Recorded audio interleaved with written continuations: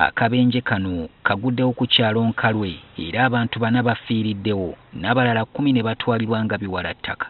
Abamu ku beerabiddeko n'agaabwe bategeezezza nti abafudde babadde bamu ku basaabaze ababadde batambulira mu takisi ebadde edda ekisolo.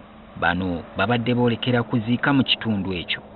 Abakamye babadde bagenda kisolo kuziika.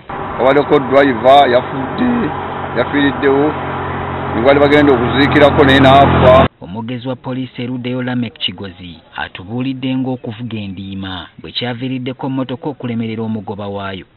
Agezezzaako okuyisa naye nga gy'abadde alaga abadde talabayo olw'olufo olubadde lukutte mu kkubo.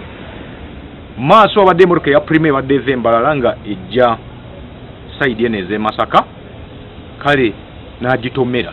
Takisi egudde era abantu 4 bafiiriddewo. Abana abafudde mugoba wa takisi eno tasobodde kusimattuka.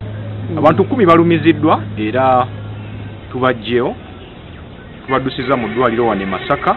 Tutuuseeko mu ddwaliro ly'e Masaka abafunye ebisago gye baddusiddwa era nga waliwo ababadde mu mbeera embi ddala.